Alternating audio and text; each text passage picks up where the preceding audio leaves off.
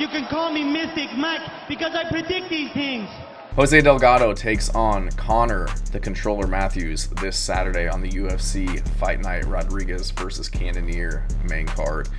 And this is a good fight between two relatively unknown guys. Both of them pretty good, but curious why they're on the main card and people like Bonfim and Chaos Williams aren't on it. But talented guys, decent experience.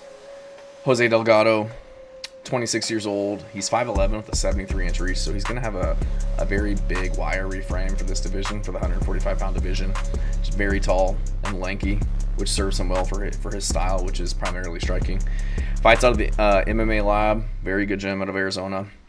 He's 8-1, all wins by finish, so 4 KOs, 4 submissions. So the guy's a finisher. He's going out there to put it on you and to put you away. His only loss was a decision to a guy, I think his name was Makate, who's now 10-2. Was 5-1 at the time. He's now 10-2. So not losing to scrubs by any means. Great kicks, front kicks, side kicks, very good feints, KO power in the hands, and finishing ability on the ground as well. Both of them are purple belts, so not very high level grapplers. But again, Jose Delgado, he's only 26, so he's got a lot of time to grow and develop in that area. Switches stances mid combination, just very crispy on the feet.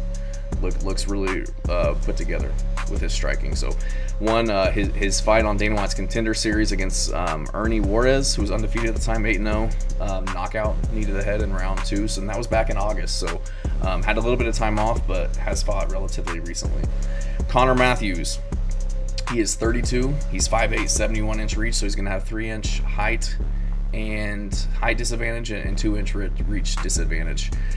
He's a southpaw. Pretty technical on the feet, comes forward with a lot of pressure, will switch stances, decent calf kicker, throws body kicks, has fought in the UFC before, coming off of a loss to Dennis Bazooka. Really good fight. Dennis Bazooka ended up catching him with a hook and then TKO'd him in that fight. So coming off of a KO loss, very tough guy, but again, is that really something you want to be known for in combat sports, is being tough? The only way we know that if you're tough is if you're getting beat up a lot. And he can tend to get beat up. Got beat up by Francis Marshall and then obviously Dennis Bazooka. So, but does have the UFC experience, but unfortunately it's one fight and it's a knockout loss to a guy who we don't really know. We don't really know who Dennis Bazooka is and kind of what his career trajectory is. So, only time will tell what kind of loss that is. But was hurt by Francis Marshall, who again, really good fighter. Was getting wobbled in that fight, getting taken down. So, wasn't the greatest performance. He did go to the regional scene for that, get a rear naked choke over a guy who's 8-4, had a decent performance over Jair Farias, but again was hurt in that fight. So it just seems like we're seeing a common pattern here where he's getting hurt in fights on the feet, and that's why I've got to go with Delgado in this one. I just think Delgado just has the better hands, just the crispier striker. He's going to have the reach advantage, coming off of tons of momentum. I think he's on a 5-fight finishing streak. I think he controls the fight wherever it goes. I think he can get the submission on the ground against somebody like Connor Matthews, and I also think that he'll put it on him on the feet. I just don't trust Matthews' chin against somebody like Delgado with the power that he carries. Very precise, has a lot of weapons on the feet. Varying combos will come in with hands, throw a knee, finish with combos. I've seen him knock guys out on the regional scene with that. So very diverse skill set on the feet is going to keep Connor Matthews guessing. I just don't think Connor Matthews is as good of a striker as Jose Delgado.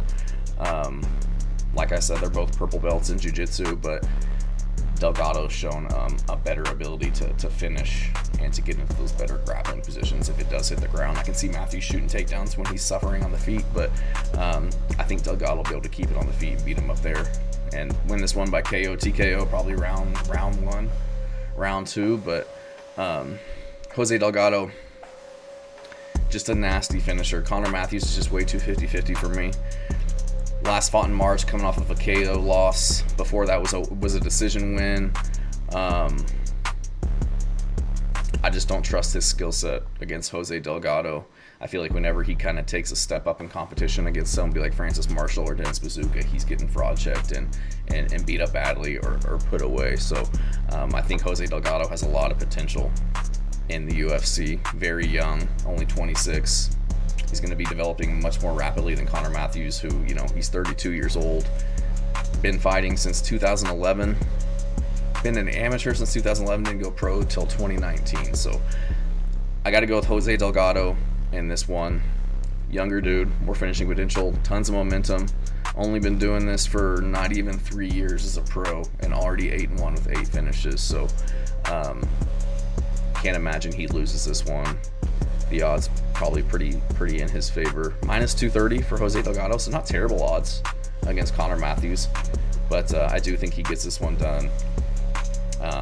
I think he's just going to be much better than Conor Matthews everywhere. So let me know what you guys think. I'm going to go with Jose Delgado by round 1 or 2 KO.